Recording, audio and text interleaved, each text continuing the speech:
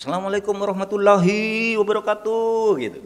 Coba dilihat nanti podcast yang tiap hari itu.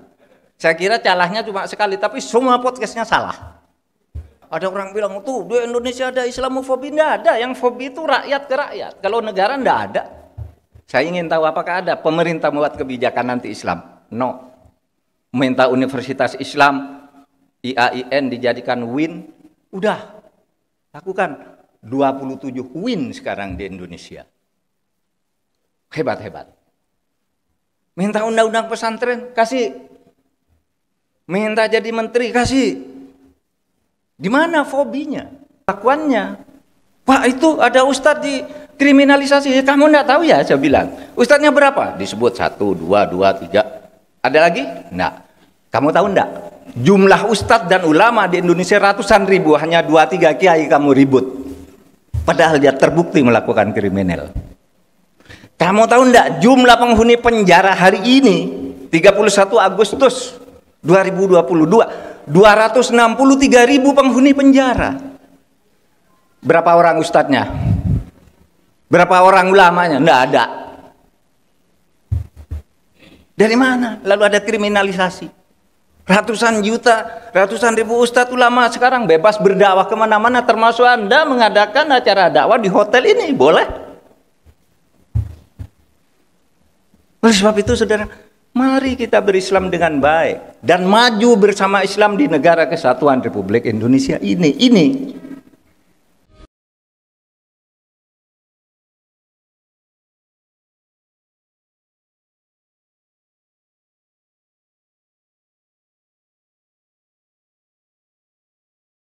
Punya kepedulian sosial yang tinggi untuk membangun kebaikan bagi masyarakat, itulah jihad.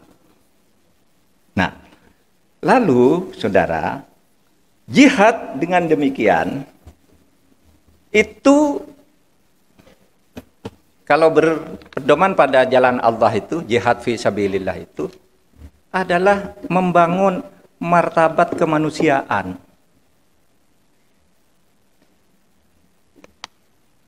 Oleh sebab itu, tauhid itu juga kan untuk membangun manusia bermartabat. Syariah juga sama. Intinya tuh martabat kemanusiaan kita jaga. Oleh sebab itu membangun kebaikan. Kalau di Indonesia itu Pancasila kan apa? Ketuhanan. Lalu ketuhanan itu digunakan untuk kemanusiaan yang adil dan beradab. Manusia. Jadi di situ ada kebersatuan antar umat manusia. Nah, kalau kemudian masuk ke Indonesia, lebih khusus lagi Indonesia yang punya manusia, yang punya berbagai manusia dengan agama dan kepercayaan yang berbeda-beda. Itu juga manusia, itu manusia. Harus dihargai, harus dilindungi hak asasinya, itu sebagai hukum yang universal, melindungi hak asasi manusia. Sehingga kalau kita mau menjadi mujahid digital dan konsolidasi Infocom, coba mulai dari sini, diarahkan kita semua ini. Tidak harus, orang menjadi mujahid itu tidak harus alim, pintar ilmu agama ini, bisa baca Quran. Enggak, yang kebaikan-kebaikan itu diarahkan nanti dari Majelis Ulama. Topik kita hari ini bicarakan. Enggak usah pakai dalil-dalil, kalau enggak hafal malah salah. Itu kan banyak tuh di TV itu, dalil-dalil salah. Akhirnya orang yang semula percaya jadi enggak percaya. Orang ini enggak ngerti pada apa yang dibaca. Sehingga saya kan pernah berdebat tuh, udahlah kalau enggak ngerti, yang penting hatinya aja Islami, kemudian lafalnya kalau enggak bisa bahasa Arab ya enggak apa-apa. Kata para kiai itu orang baca wolo kuwato itu, wolo kuwato, kalau hatinya berpikir bahwa tidak ada Tuhan yang lebih berkuasa selain Allah, itu berpahala kok.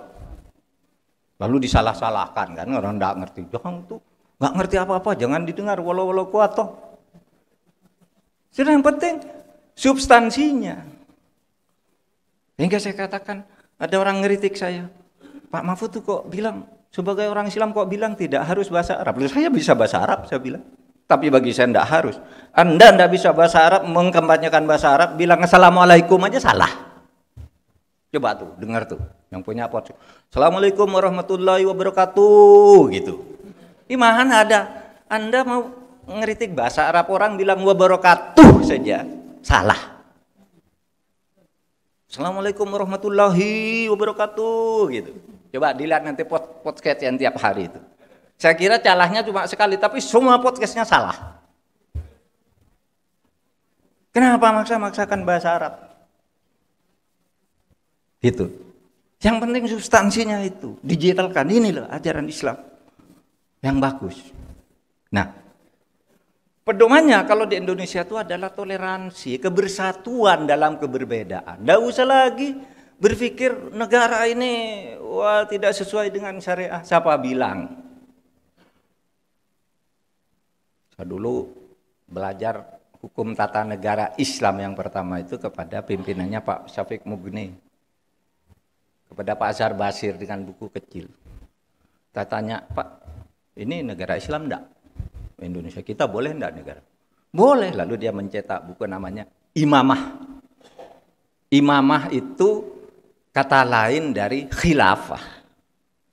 Kata lain dari imaroh. Jadi pemerintahan Islam itu namanya bukan hanya khilafah. Yang Abu Bakar tuh sebut khilafah karena dia khalifah. Tapi Umar bin Khattab disebut Amirul Mukminin, maka negaranya imaroh. Sayyidina Ali saya imam, disebut imamah. Wah ini berdebat harus khalifah dan tidak ngerti artinya khalifah, tidak ngerti artinya khilafah. Mau berdebat.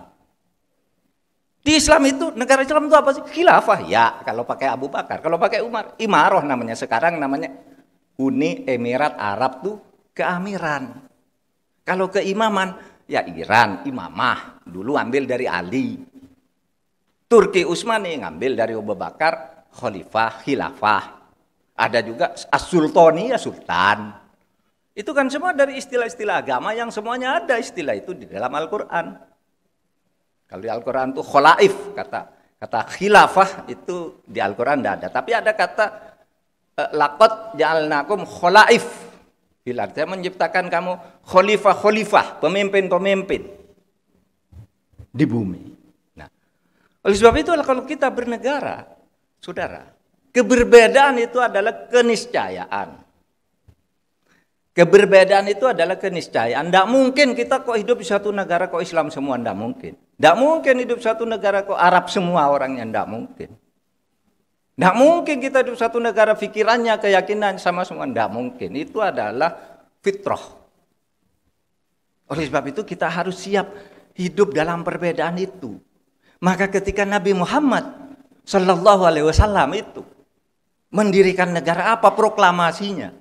Proklamasinya hadza kitab min Muhammadin sallallahu alaihi wasallam bainal mu'minin wal muslimin wa baina wa min Quraisyin wa Yathrib wa tabi'ahum falahiqa bihim wa jahada ma'ahum. Ini sama dengan proklamasi kemerdekaan tuh isinya. Apa artinya itu? Ini proklamasi, ini kitab dari Muhammad sallallahu alaihi wasallam. Ingat, antara orang mukmin dan orang muslim, dan antara orang Quraisy dan orang Yathrib.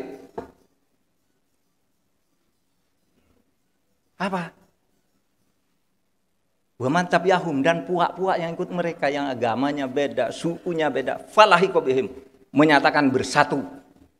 Sama kan dengan proklamasi kami bangsa Indonesia menyatakan kemerdekaan, bersatu dalam kemerdekaan. Wajah hadamahum, dan berjuang bersama menjadi jahid, mujahid. Wajah hadamahum. Wahum ummatun wahidatun bainan nas. Mereka ini yang di Mekah, ini yang di Madinah, yang dibangun oleh Muhammad ini, ada orang Yahudi, Quraisy, Yathrib, Nasrani, yang Muslim, ada Ansor, ada suku ini. Kemudian ditulis dalam sebuah konstitusi, namanya Konstitusi Madinah terdiri dari 47 pasal. 47 pasal itu yang 24 pasal itu perlindungan terhadap orang-orang yang berbeda. Coba nanti dibaca tuh. Gampang sekarang cari begitu kok. Yang 23 itu bagaimana hidup bersama, mengatur pemerintahan, mengatur macam-macam lah. Nah saudara, oleh sebab itu saya katakan Indonesia ini apa yang kurang? Mau beragama dengan baik Anda udah dilindungi. Ada orang bilang tuh di Indonesia ada Islamofobi, enggak ada. Yang fobi itu rakyat ke rakyat. Kalau negara enggak ada. Saya ingin tahu apakah ada pemerintah membuat kebijakan anti Islam? No. Minta Universitas Islam IAIN dijadikan WIN, udah lakukan 27 WIN sekarang di Indonesia. Hebat-hebat. Minta undang-undang pesantren, kasih. Minta jadi menteri, kasih. Di mana fobinya?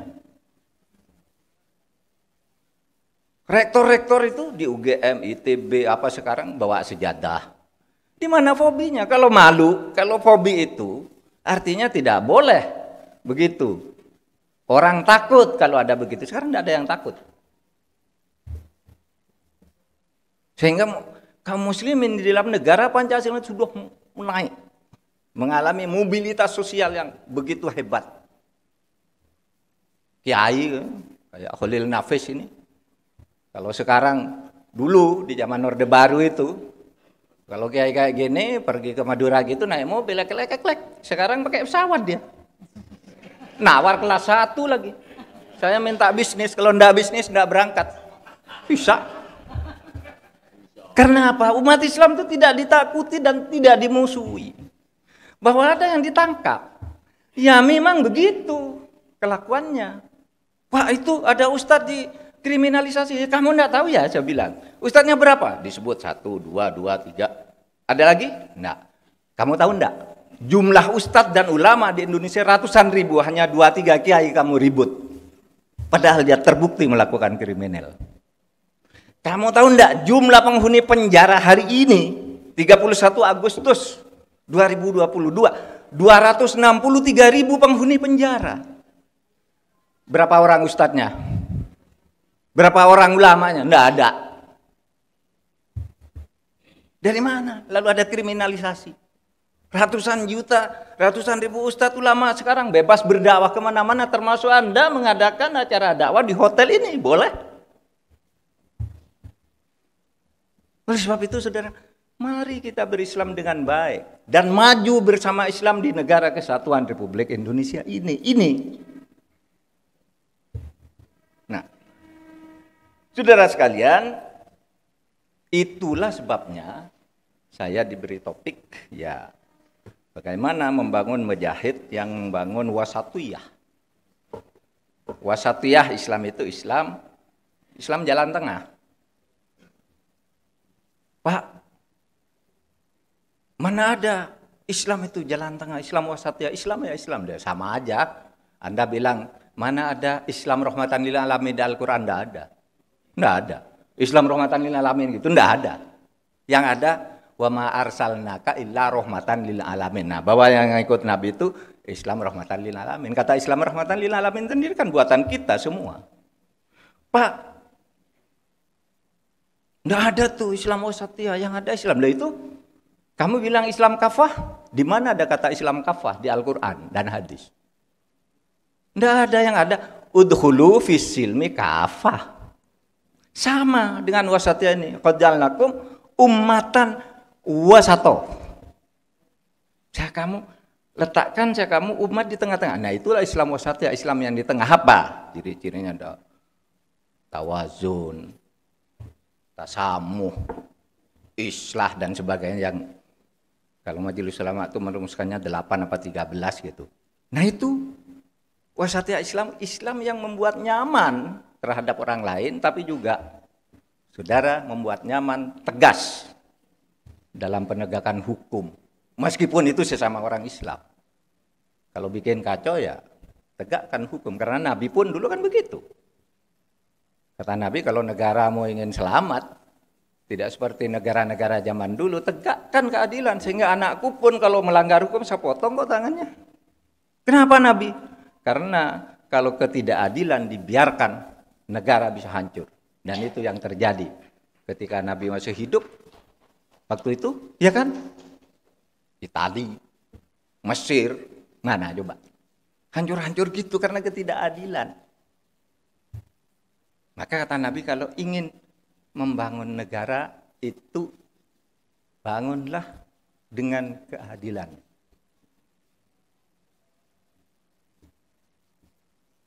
Ali bin Abi Thalib mengatakan begini kalau dalam bahasa sekarang, bukan hadis ya, tapi Ali bin Abi Thalib. Tabaqqa ad-dawla al-adila wa in kanat kafiratan. Negara itu akan kuat, kokoh kalau diperintah dengan adil meskipun penduduknya banyak yang kafir. Pemimpinnya banyak yang kafir asal adil, kokoh negara itu. Wa tafna ad-daulah adz-zalimah wa in kanat muslimatan. Adapun negara yang zalim, sewenang-wenang, korupsi, hukum tidak tegak akan hancur meskipun rakyatnya rakyat Islam, pemimpinnya beragama Islam. Maaf, ini Sayyidina Ali ya. Hebat tuh Sayyidina Ali. Perspektif. Bagaimana cara membangun sebuah negara. Dan kita membangun negara kesatuan Republik Indonesia berdasar atas hukum, berdasar ketuhanan yang Maha Esa, di mana setiap agama boleh berkembang dengan baik, sehingga saudara juga boleh menjadi Islam yang baik, mujahid yang baik agar Islamnya baik.